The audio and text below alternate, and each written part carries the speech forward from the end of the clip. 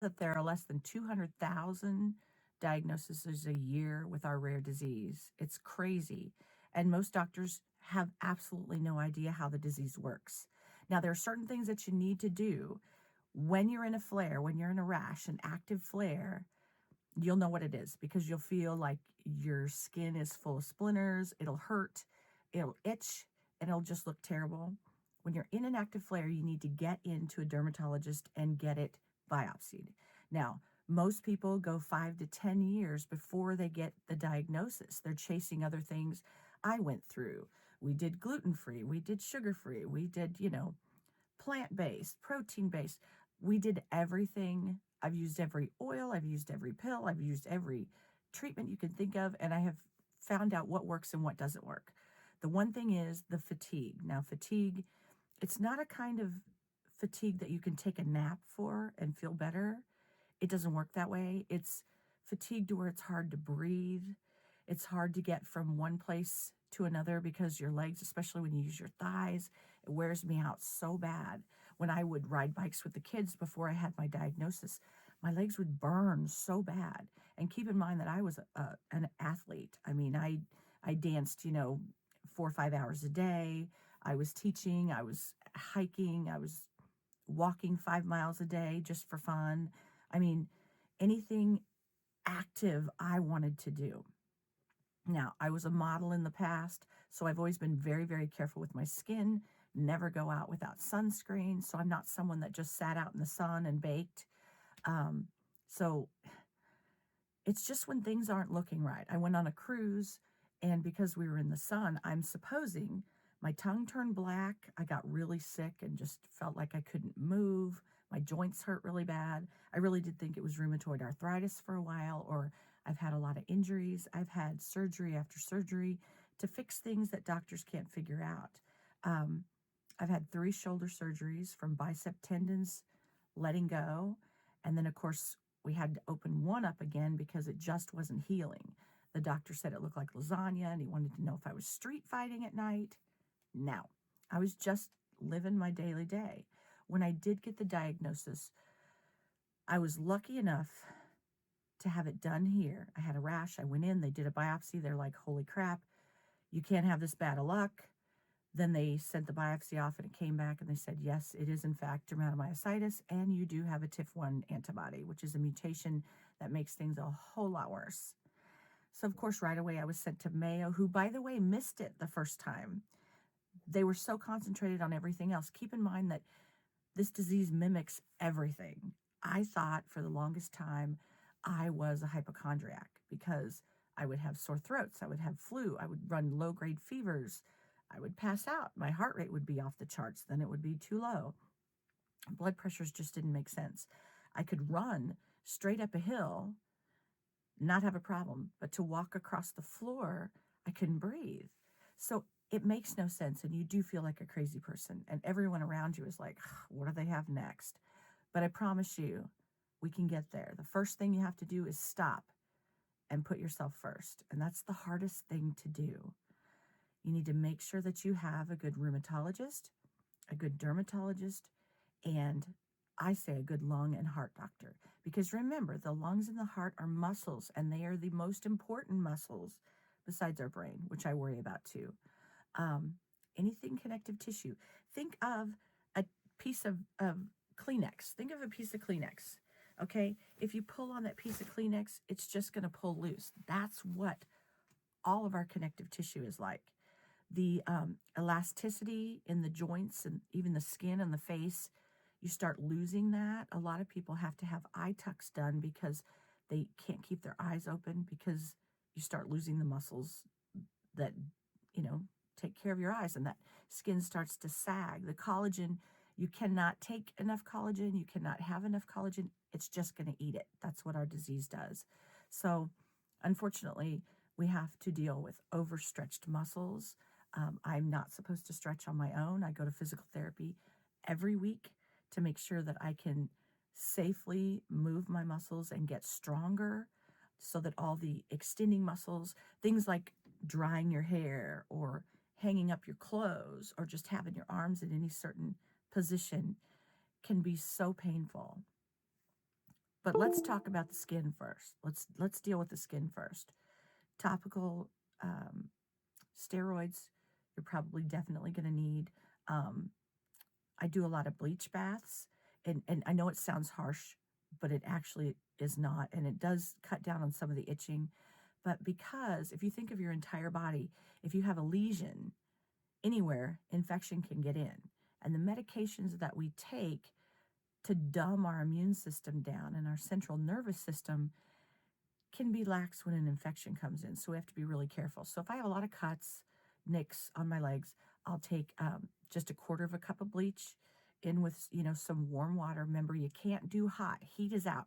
Heat and sunshine are not our friend anymore. And believe me, I was the hot tub person who'd get in 104 degrees and just absolutely love it. Couldn't figure out why I was itching so bad and why I would be so fatigued afterwards. My dermatologist had me get a prescription for my car tint so that my car windows could be tinted to try to keep out most of the UV. Something really important too that you have to think about is UV that comes down. We always think of protecting our head, but the UV bounces, so it can bounce back up and hit you in the face. Now, I found a really good Color Science powder.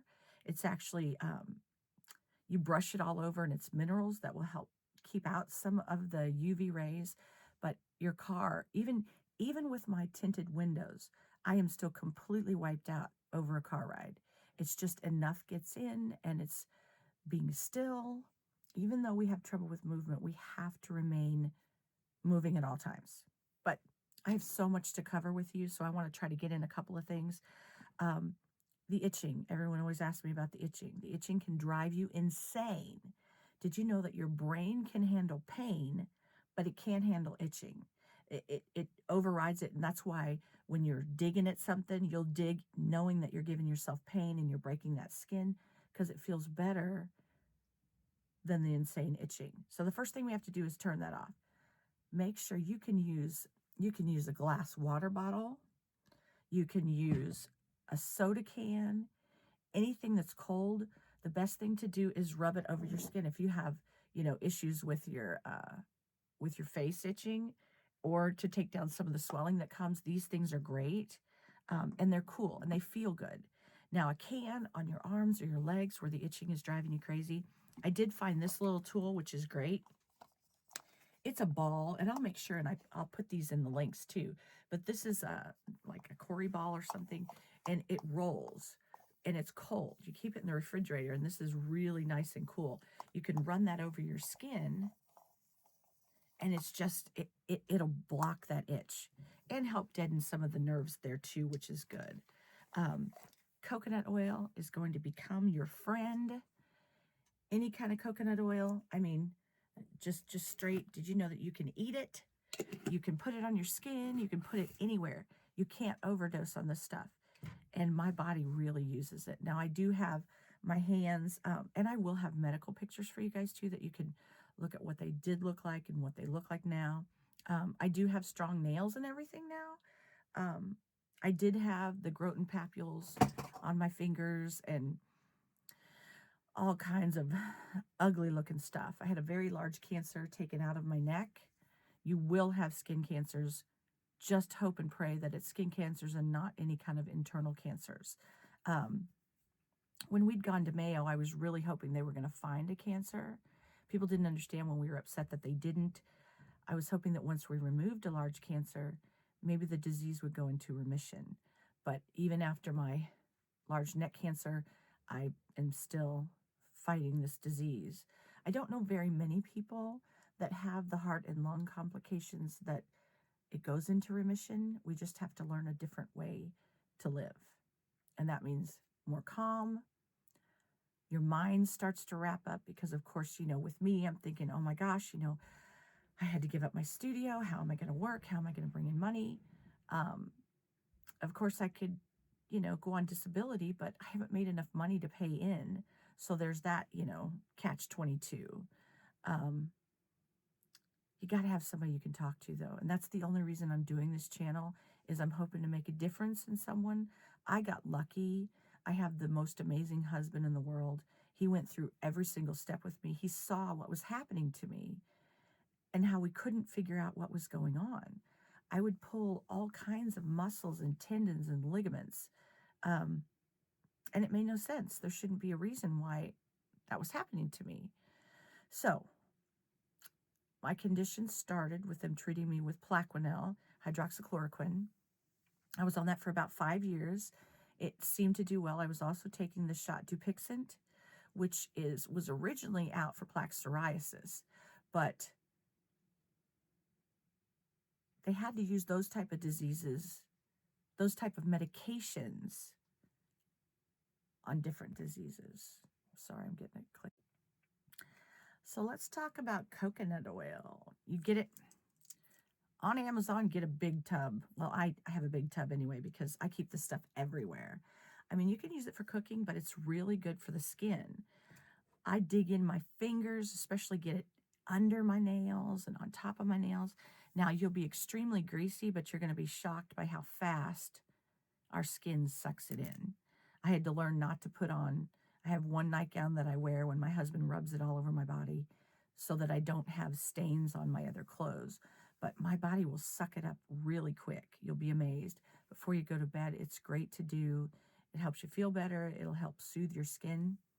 It's natural. There's no side effects from it. I even use it for lube as far as sexual. I mean, you got to think of that too. We still want to, live our lives. And as we get older, we become even more sexual. With the help of coconut oil, it keeps us from tearing and it keeps the skin moist and lubricated, which does wonders for your sex life, let me tell you. But have someone rub it in. You can do it yourself. Rub it into areas that are really dry. I'll sometimes put it on my face, which I know is not great for everyone. But now if my husband gets it on his face, it will give him an outbreak. So he washes his face after he gives me a massage with the coconut oil. But if I were you, I would put it everywhere. I've used it in my lashes. I've used it, well, there's no place I haven't used it except for inside my eyes. So I would say coconut oil is your friend, definitely. Yeah, so, and edibles. Thank you so much for joining me here at Good Days. I'm Karen France, and I hope to see you back soon. Please make sure that you like and subscribe so that you'll never miss when one of my videos drops. And please feel free to comment. Let us know what you're dealing with and what makes your day better. After all, we want to make an environment to where everybody can find something good in their day. Take care, and I'll see you soon.